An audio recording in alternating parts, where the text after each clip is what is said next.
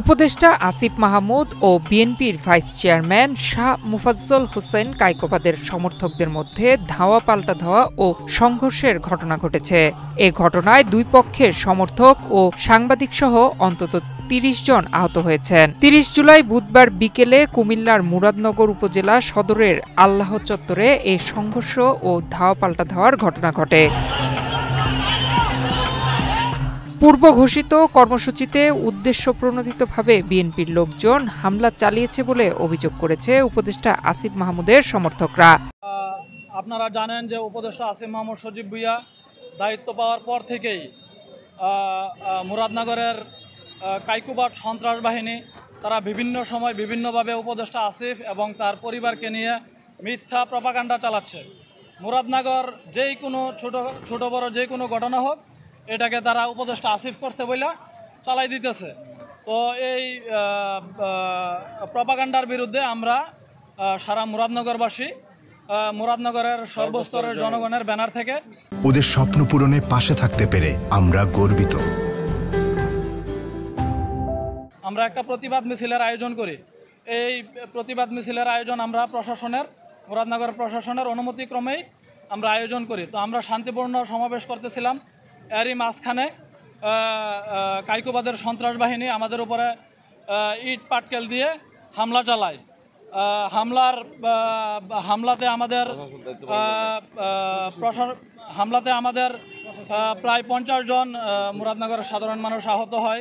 নিয়মিত কর্মসূচিতে উপদেষ্টা আসিফ মাহমুদের সমর্থক হামলা চালিয়েছে বলে অভিযোগ করেছে বিএনপি। তাদের দাবি, আসিফ বাহিনীর হামলা প্রতিরোধ করেছে উপজেলা বিএনপি, পাল্টা কোনো হামলা করেনি। আমাদের পূর্ব ঘোষিত চলমান প্রোগ্রাম আমরা গতকাল প্রোগ্রাম করেছি, এর আগের দিনও আমরা প্রোগ্রাম করেছি। আজকে আমরা আরো 3 দিন আগে জানিয়ে দিয়েছি আমাদের প্রোগ্রাম আজকে ছাত্রদলের প্রোগ্রাম চলবে। আমরা যখনই প্রোগ্রাম দিই, ওয়াজ মাহফিল থেকে শুরু করে যেখানে যে প্রোগ্রাম দেয় ওনারা কাউন্টার প্রোগ্রাম দেয়। আমরা প্রোগ্রাম দেওয়ার পরে ওনারা প্রোগ্রাম দেয়, এটা প্রশাসন ভালোভাবে অবগত আছে। আজকের এই প্রোগ্রামে আমাদের প্রোগ্রাম হলো শান্তিপ্রিয় প্রোগ্রাম। আমাদের দাবি, মিথ্যা মামলা আমাদের বিরুদ্ধে করা হয়েছে। এই আসিফ মাহমুদের নেতৃত্বে এই মিথ্যা মামলাগুলা উঠে নেওয়া। পুলিশের ভাষ্যমতে এনসিপির সমর্থনের একটি বিক্ষোভ মিছিল ও সমাবেশ চলছিল।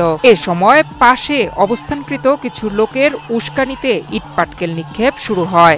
এরপরে দুই পক্ষের মধ্যে ধাওয়া ও পাল্টা ধাওয়া শুরু হয়।